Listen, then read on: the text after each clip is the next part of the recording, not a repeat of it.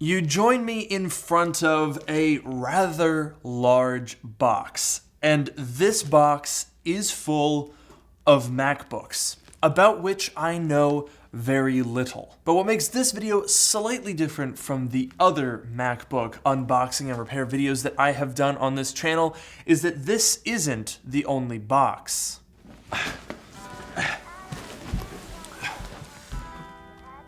I bought 32 MacBooks, and we're gonna fix them.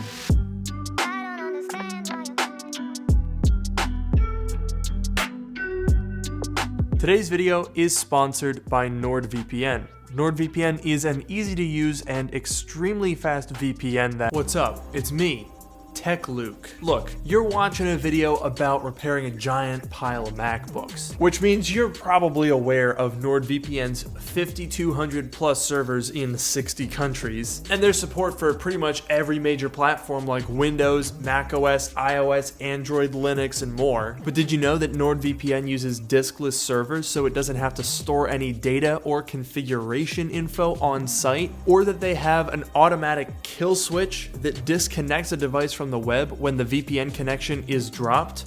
Yeah, that's useful information for you and I, us techies. Okay, anyway, NordVPN lets you access TV, movies, and other content from anywhere with just a simple click, protect your gaming with DDoS prevention, and escape geo restrictions. Right now, you can get an exclusive NordVPN offer by heading over to the link in the description below. It's risk-free and is covered by Nord's 30-day money-back guarantee, so check it out today. And now, back to the video. Oh my gosh. Okay, I may have bitten off slightly more than I can chew with this project, but I mean, I couldn't say no, because I paid $700 for both of these boxes that are just absolutely filled to the brim with MacBooks. We only really need to get about 7 of them working for this to be worthwhile, because usually a MacBook in any sort of working condition is worth at least $100. So this should be pretty interesting. But first we gotta figure out which box to open first. So leave a comment down below. Let me know which one I should pick.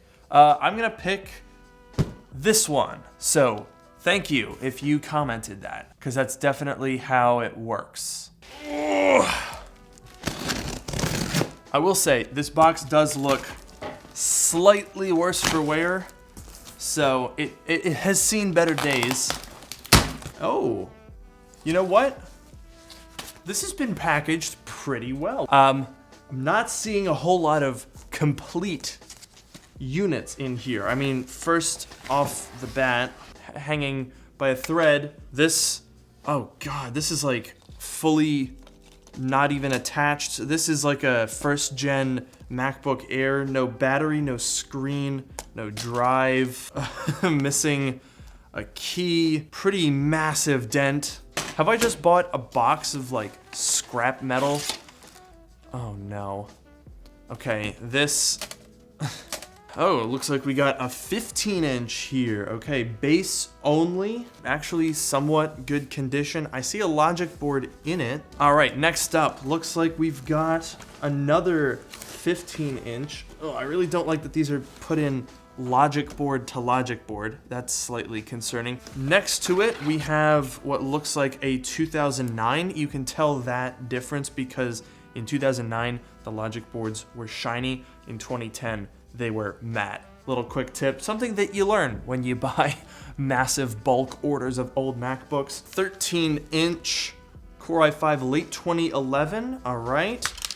Nope, just kidding, there's no logic board. Okay, and then this is in a bag. What is this? Oh, this is a screen for that old MacBook Air that doesn't really have a battery or anything. This looks like another 13-inch unibody. Ooh, this one's very complete. I mean, it doesn't have a screen, but battery, hard drive, we got RAM even. This one, similar situation, Core 2 Duo. Sorry, just kidding, there's nothing, that's a shell.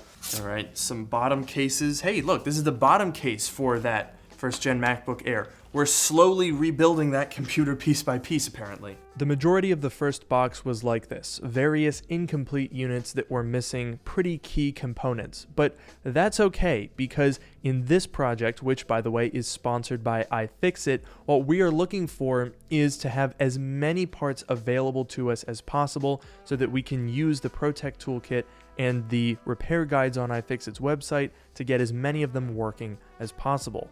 And then finally for this box, we have 3 more top cases. Let's see if any of these... Okay, we do have a logic board here. We have a logic board here. Hey, and we have a logic board, and this one even has some RAM. So hopefully 1 or 2 of these logic boards we can get working. But let's go on to box number 2. Ooh, these MacBooks are much more complete. Oh, I think we did this in the right order because all of these MacBooks have displays.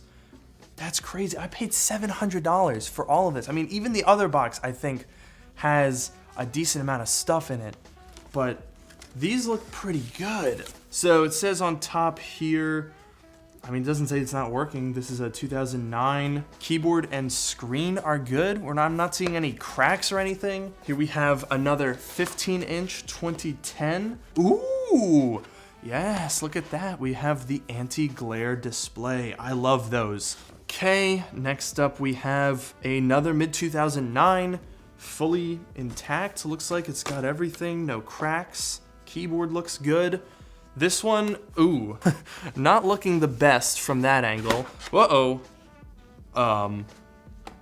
Okay. I can't say that I've ever had that particular thing happen to me. The aluminum has actually detached from the... Oh, no. Okay, so we're... that display is definitely no good. And in fact, on the display, it says broken. You don't say. Here's another 15-inch. Uh-oh, no motherboard, no hard drive, no battery. This one is just a shell, and I can definitely tell by the weight. All right, we got another 13-inch here. What does this one say? Not turning on in giant letters. Another 13-inch, also not turning on. Here's another 15-inch. What do we got going on? Uh-oh, that is a mega swollen battery. I'm just gonna go ahead and get this battery out because one thing you don't want to have happen if you do have a swollen battery, fortunately this one didn't have the bottom case screwed on, but you can totally bend this or even crack a trackpad if you leave a swelling battery installed in a MacBook. Fortunately, I was able to use the Y-tip screwdriver bit from the ProTech Toolkit to get this battery out, and I found that it did not, in fact, crack the trackpad, which is good news because this could really cause serious damage. Ooh, throwing it back retro style with an old 2006 MacBook Pro. It says 1/2 gig of RAM, 80 gigabyte hard drive, Wi-Fi not working, no battery. All right, we're in the home stretch here. Just a few more MacBooks to go. This is already overwhelming. 2010, this one says screen issue, keyboard issue. So that doesn't bode well for us, but it is intact physically, and it looks like it's in pretty decent condition, no cracked display. What do we got here? This one is, as it says on the top, 2010. No hard drive, no CD drive, no battery. This one is 2009. Panel and screen only, no motherboard, no hard drive, no battery. This one is massive, because this is a 17-inch. Oh man, absolutely caved in on the palm rest there. And finally, we've got 2 13-inch ones. These feel pretty heavy, these feel complete. This one's a 2009, says not turning on. This one is a 2009, says no display. Let's go ahead and pile all this up and we can get an idea of what we're working with here.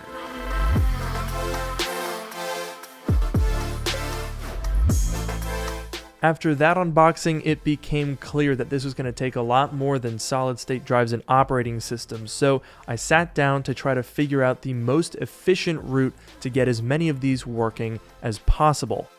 But I think what we really need to do now is test the complete units. That's, I think, a good starting point, so let's set that up.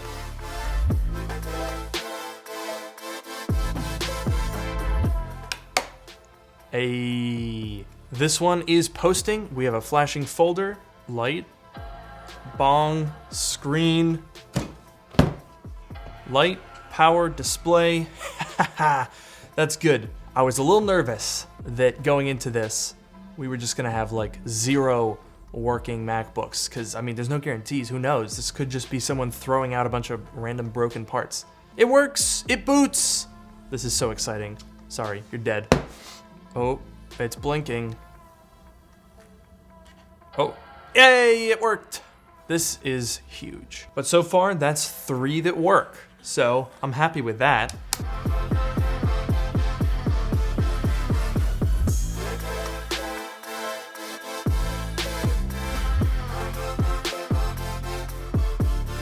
Let's move on to the 15-inch MacBook Pros. Whoa. I'm getting fans, I'm hearing optical drive. I think this, predictably, being a 2011, has a failed GPU. Next, looks like we're booted into Lion here, and this is not a wiped hard drive. Trackpad does not seem to work. Okay, so it's just completely unresponsive, and yeah, not really sure what the issue is there, whether that's an input thing or whether this logic board is just screwed.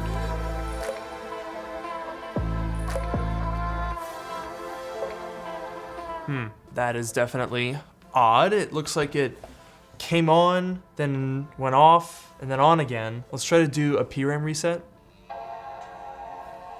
It's actually booting now after I did 2 PRAM resets. Did a PRAM reset actually fix something for the first time ever? It booted. We have a 2.53 gigahertz Core i5. We have 4 gigs of DDR3 RAM. We have a 500 gigabyte hard drive. It says last modified May 16th, 2016. I don't know, maybe this thing just hasn't been turned on in a while and that's why it was having some issues. Oh yes, this is the one with the anti-glare display. Please work.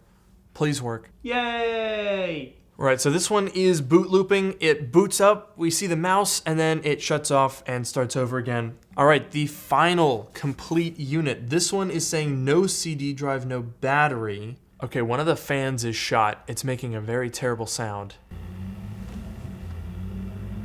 Okay, it's posting. I'm gonna kill it.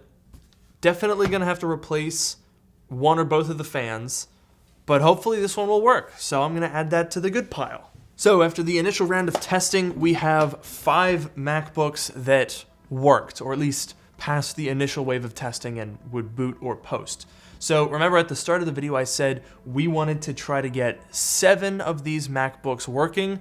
Well, we're most of the way there and I haven't even touched the giant pile of incomplete units. And in fact, that is my next task. So please enjoy this montage of me at least attempting to boot up some of those non-complete units.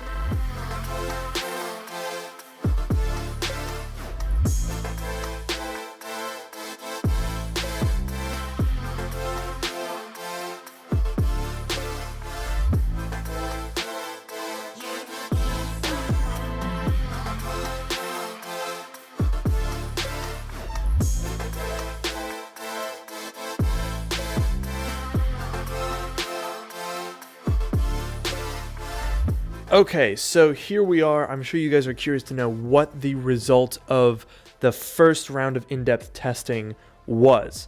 And here's essentially where we're at. Down here is my pile of computers that I just couldn't get anything out of. Then if we move up onto the table here, these 3 stacks, all of these posted or fully booted and have hard drives in them. They all have RAM as well, I think. So we've got 2 15-inch 2010s, we've got 3 MacBook Pros and an original MacBook Air, and then these 2 15 and 2 13-inch MacBook Pros that also don't have bottom cases, but all of them booted up. So that's already pretty good considering that we haven't even done any repair work. So that brings us over to this pile, and these 4 MacBooks are just top cases and logic boards, and they all like spun up the fans but wouldn't boot or display anything, so I don't think we're gonna be able to do much with those. We'll see though. Then these needed further investigation. These three 15-inch MacBooks booted, but it didn't actually load into the OS. And then finally, we have these three, which warrant further investigation as well. These are incomplete units that are missing bottom cases or displays, but they partially booted or completely booted and just need some more attention. And then finally, there's the 17-inch over there and this miscellaneous pile of parts that I don't think is going to be particularly useful. And so that is the current state of these 32 MacBooks. All right, so it's a new day. We've got ourselves a new task, and that is to take the pile of MacBooks that were a little bit iffy, the ones that needed further investigation, and further investigate them. These four here, I don't think we're gonna be able to get working because they wouldn't post or boot. The fan would spin, but nothing else. So that's something that I've seen fairly often. However, I think I might be able to get some of these 6 MacBooks working. So we're gonna try to do that. Let's get to investigating and see what we can find out. So we're now making some progress. I have tested these 4 and they just don't work. The 3 13-inches just won't boot up. The 2011 has graphics card failure over there. This one, however, I was able to get working. It was hanging on boot, so we did PRAM reset, we did SMC reset, swapped the RAM around, and look at that, now it's booted up. Looks like it's got Lion on it. This one as well, it wasn't booting, the fan was just going crazy, so I moved the RAM from the top to bottom slot, and now it seems to be booting up. So that one I think we can get working, but I don't know, it's it's definitely rough, so we might not have a shell for that logic board to go into. And then we just have these 4 left to test. Okay, I've got a theory. So this is one of the MacBooks that I was going to come back and test. It's a 2011 and the GPU is shot. Sadly, the 2 newest machines that were both 2011 15 inches are both suffering from that issue. It's not exactly surprising, and frankly, even if I can like heat shock the GPU, it's not really a permanent fix, and the goal with these is to fix them. So with that in mind, I'm not going to pursue repairing this logic board. However, we do have this other 2010 MacBook Pro that works, but it has a bad fan, it doesn't have an SSD, the arrow keys are coming off, and the side is caved in. So I'm gonna try to put a 2010 logic board in this 2011 casing because it's in good condition. And I am noticing a difference actually in the antenna here. There's a different Wi-Fi card, so hopefully that will still work, but we're gonna find out, I guess.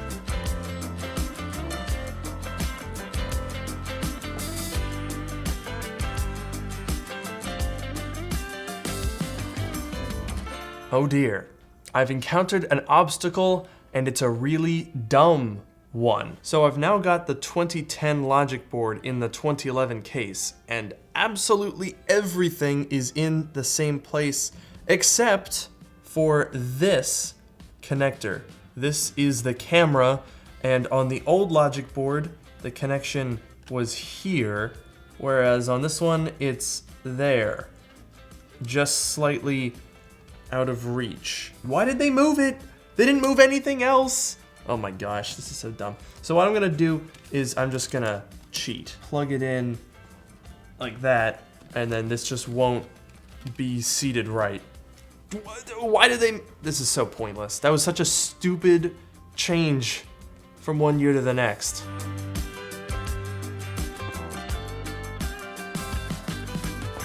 So there you have it. If you ever wondered, yes, it is possible to downgrade a 2011 MacBook Pro to a 2010 MacBook Pro. Not that you would want to do that when you can also upgrade it to a 2012, which seems objectively more useful, but anyway, you can do that. All it takes is an iFixit Protect toolkit and their repair guides online and a little bit of ingenuity. And honestly, the fact that I bought these in a bulk lot of 32 really saves you because, well, we had a working logic board with a bad fan, missing components, and a beat up case, but because there are so many of these things, we have all the spare parts that we need to get this thing working. You know what else is really handy? This 2009 MacBook Pro does boot up. However, it's missing the CD drive and the case is really severely damaged. The display is fairly mangled. Yeah, it's a little bit rough around the edges, but if you'll recall from earlier, we have another shell for this with no motherboard, no hard drive, no battery, but condition's pretty good. This is just an empty shell that is perfectly compatible with this working logic board. We're in business. This is the final stretch for this video. I've addressed all of the 15-inch MacBooks, I've addressed most of the complete 13-inch ones, and now all that we have left to do is assemble the working parts that remain for the 13-inch MacBooks and get them all put together. So, we have 3 logic boards here, which means we need to scavenge enough parts to put 3 of them back together. So, here is a display for MacBook Pro. Here's the top case for it, so we're gonna put those together. Then this display is for a MacBook. A couple of these are actually not MacBook Pros, they're 13-inch aluminum MacBooks, very similar, but they have slightly different internals, so that's gonna go with that. And then we have another pairing of the same thing. It's a MacBook with the display. The only thing that we need now are the screws to put them together. So the MacBook that has unfortunately suffered some serious damage, that is gonna contribute screws. I've pulled screws from 2 of the other housings and we should have enough. Although I do need to find a clutch cover for this. And I found one. So let's get to scavenging and let's fix these things up.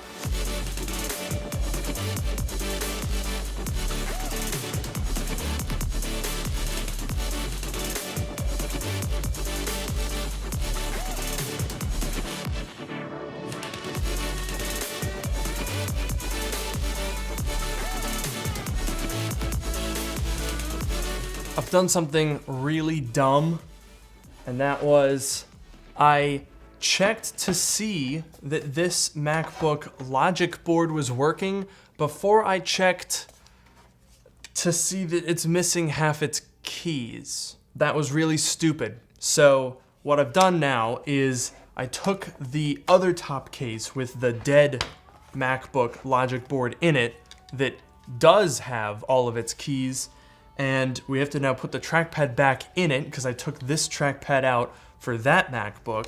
It's fine. This is the last thing that needs to be fixed today. This computer is now working. We're almost done.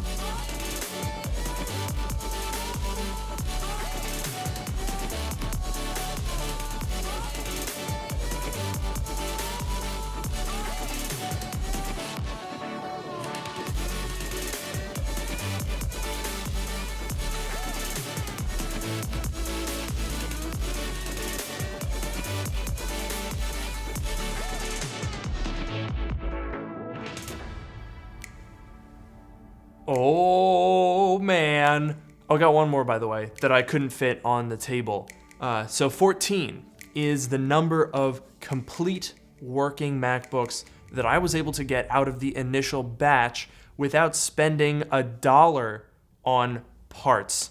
Now, yes, obviously I was not able to get all 32 of these MacBooks working, but that's because they weren't all complete. So the goal with this project wasn't to get 32 working MacBooks, it was to use the massive amount of parts to fix as many of them as possible. And so that has left us with this. We have 6 15-inch 2010 MacBook Pros.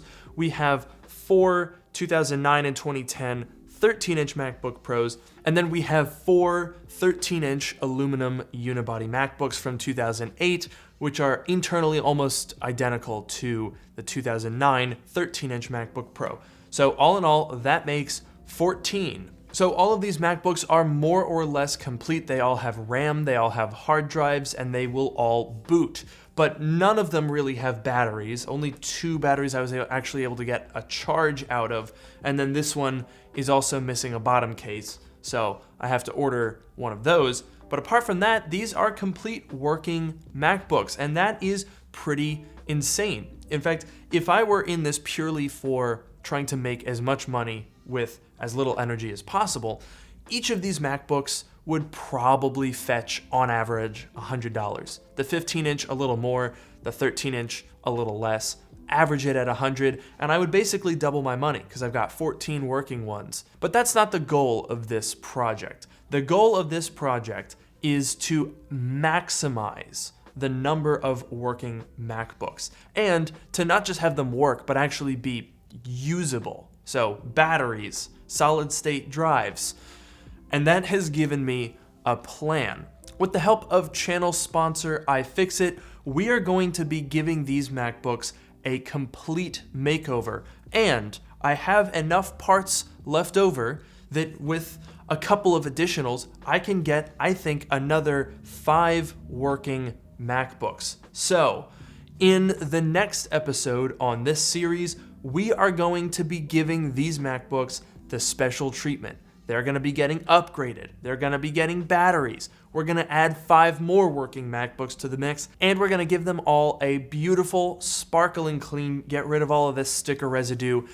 It should be quite the sight to behold. So definitely make sure to get subscribed. You are not going to want to miss that video when it comes out. I've got a huge pile of boxes just off camera. It's going to be good. So thank you guys so much for watching. If you want to take on a project like this, I definitely recommend it. It's a lot of fun. You can get these MacBooks for not that much money, and iFixit has you covered. They have all of the tools, all of the repair guides, and even the parts to get your giant pile of MacBooks working too. So with that, thank you guys so much for watching. Let me know what you're most excited for in the comments below, and I'll see you in the next one.